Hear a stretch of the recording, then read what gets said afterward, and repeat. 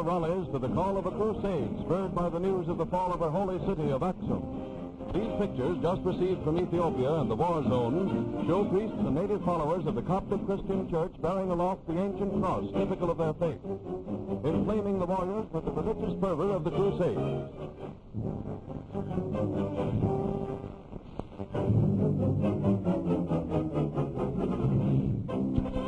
Emperor Haile Selassie, the conquering lion of Judah, with his small son standing by his side, receives in person the homage of his fighting tribesmen. Undismayed by the reported desertion of some of his chieftains, the King of Kings does not let his faith rest solely upon the allegiance of his feudal retainers, but on the more modern implements of war, his European-trained soldiers.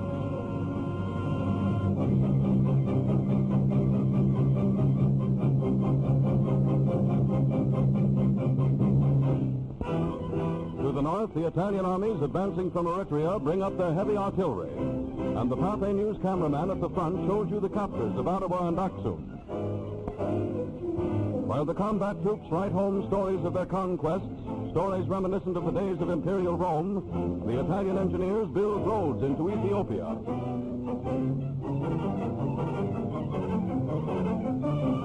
And bridges, just as the legions of Scipio Africanus paved the way for those who came behind them. And here is the triumph of Italy's modern Scipio Africanus. The white-bearded General de Bono and Count Ciano, Mussolini's son-in-law, who led the air attack on Ottawa. Like the ancient Romans, they rely on native allies. Here are the savage Ascari who led the Italian advance, shouting, "On to Addis Ababa!"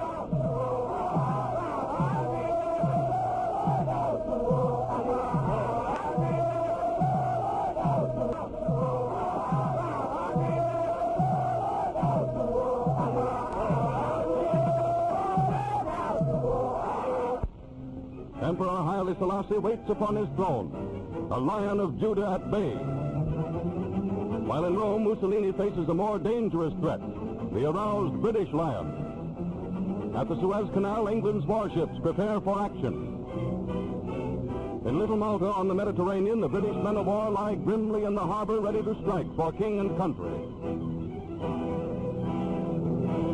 London gives the word.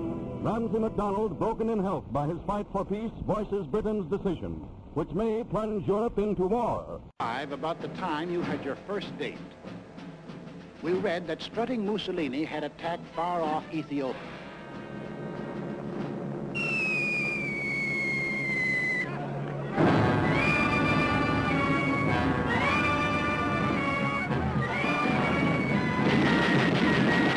The Emperor Haile Selassie maintains his royal state with tranquil dignity.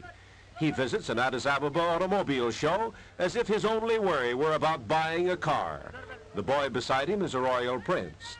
American autos on display. That's Yankee enterprise, putting on a selling campaign in the city threatened by the swift, overwhelming blast of war, center of the world maelstrom. The only means of communication with the outside world is this radio. Strike it down, and Addis Ababa is isolated. And the Italians will try to strike it down at once. An instant target for the bombing planes will be this radio station. Here is where they radioed the Emperor's protests to the League of Nations. And right now, they're flashing Ethiopia's case to the powers of the world.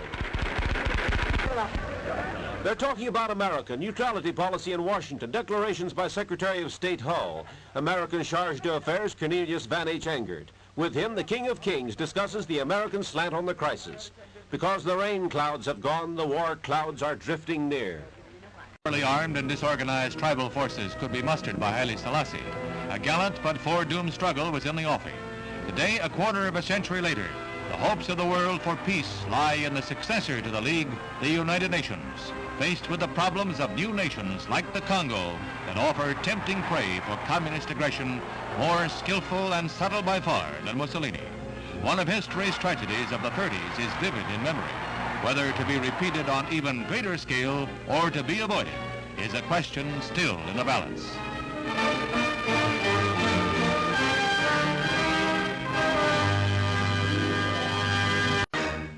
The Emperor broadcasts an impassioned plea to the outside world to save Ethiopia from Italian conquest. the president of the Ethiopian parliament speaks, and an American radio man introduces the emperor especially to America. Hello, America. This is Addis Ababa. Qu'il souhaite ardemment et qu'il leur est indispensable. He defends his country's cause, calls upon the world to stop the war, and declares that Ethiopia is firmly for peace. De l'an passé, le peuple éthiopien est fermement attaché à la paix, mais il est en même temps... A nation praying for peace but ready to fight to the last. Rome deciding war. The League of Nations preparing to impose penalties. The clash of arms, the thunders of battle seem more terrifying, as at the radio station of Addis Ababa, the Emperor Haile Selassie pleads for peace. Il assiste dans leur effort pour le maintien de la... The city is crowded and uneasy, agitated by the approach of war. Even the traffic cop is tense and nerve-strained. Tribal chieftains, feudal lords, each with his armed retainers. The masked marvel, maybe he wears the mask because of the dust. Polite these lords of the tribes, saluting a fellow chieftain. A minor chief they call a shum with a small band of followers. A whole host of armed retainers testify to the power of a mighty noble, a Ras. The warlike barons of Ethiopia trooping into Addis Ababa, hot for battle, offering themselves to their emperor, Haile Selassie, King of Kings. No barbaric chieftain of the warlike tribes. He's clever, suave, wise, playing his country's game against a great European power and modern war machine. Religion inspires Ethiopia in its hour of peril. Great hosts throng for a ceremony of prayer.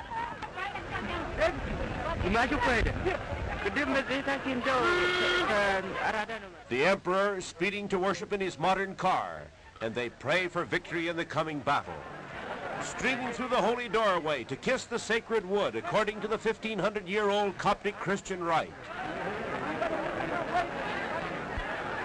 At the railroad station, terminus of her one lone railroad, French-owned, and the Lion of Judah.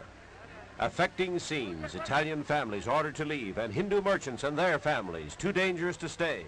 So it's goodbye to fugitives from the threat of impending war. Italian children must go, for Mussolini is about to attack. Refugees. Nobody knows what may happen when the fury of battle flames. Ethiopian fury against the Italiano. Jammed train loads. On their way to safety, taking the long trail, the crude Rattler Railroad Trail to the French port of Djibouti. All aboard for safety.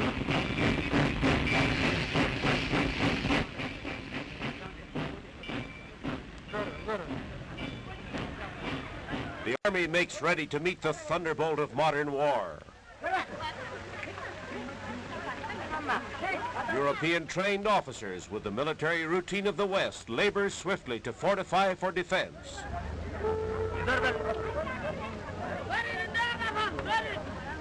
Ethiopia, the land of tribes, digging trenches. They know that Mussolini is sure to launch his full power of war against the capital city of Ethiopia, so dig hard and dig fast. Rifle pits and riflemen against an onrush of bombing planes, tanks, machine guns, flamethrowers, and modern infantry. And the legions of the King of Kings are on the march. Cavalry with tribal spears and modern rifles, ready to face machine guns and heavy artillery. Ethiopia has its European-trained army, a modern nucleus for its hordes of primitive warriors. On they march, ready for war, trained for war, well-equipped too, but not with shoes. The bare feet of armed Ethiopia still tell of a nation deprived of modern war equipment, preparing to meet the latest machinery of death, the ultra-modern legions of Rome. And so is the city of Harar. Metropolis of southeastern Ethiopia, it's a Mohammedan city in Christian Ethiopia. Lawrence Stallings and the movie Tone Ethiopian Expedition film warlike scenes in this remote East African town. Modern trucks, American trucks, rush streams of soldiers to the threatened points of attack near Italian Somaliland. Johnny the Ethiopian is going to war and saying goodbye. The fever of war is burning in Harar. Boys play with guns. The women offer to fight beside their men.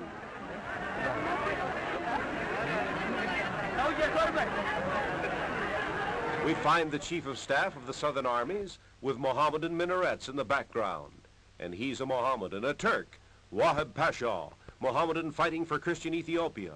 Mussolini's generals will meet a soldier skilled in modern battle, veteran of the World War, a Turkish commander at the Dardanelles where the British were beaten, and he won 3 battles from the Russians. Haile Selassie was the hereditary governor of Harar before he became King of Kings.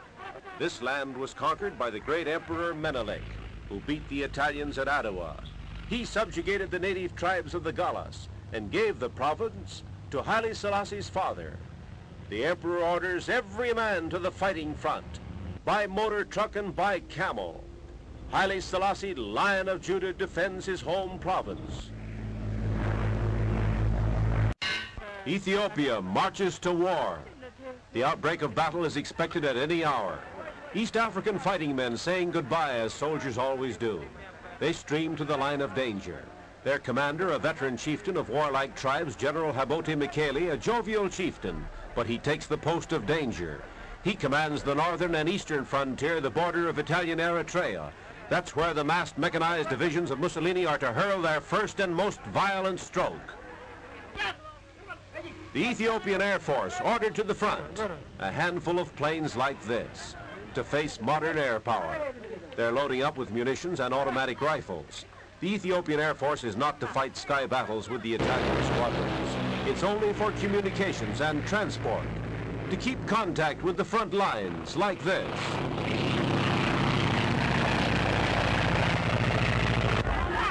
Kulaus, that's what they're called. Not in khaki uniforms, but in ancient native white. They're the night fighters of Ethiopia, the most dangerous and desperate battlers of the tribes. Prowlers of the darkness, killers of the dusk. The furtive attack, the secret ambush, the way of the night fighters. No motorized warfare for them. They take mules, sure-footed climbers to pack ammunition along mountain trails.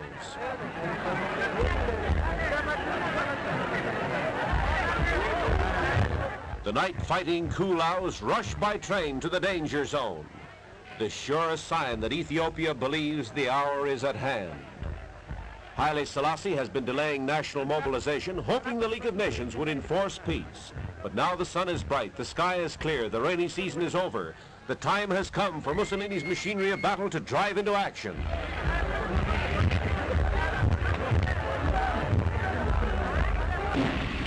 A grinning farewell. They know it bodes no good for the enemy that the night fighters are on their way.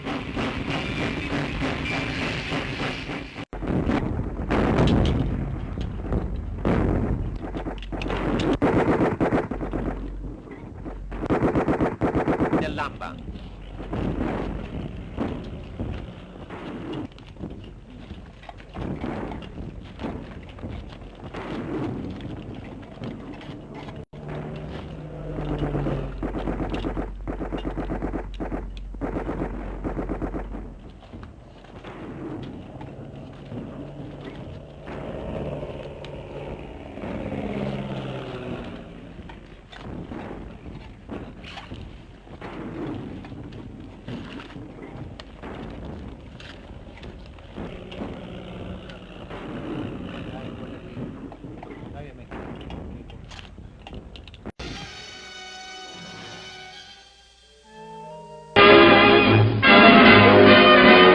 Long after the fall of Addis Ababa, Italian prisoners poured in from all directions.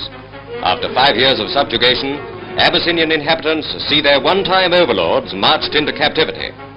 Among the prisoners from the Juba River sector is the Italian commander, General Santini.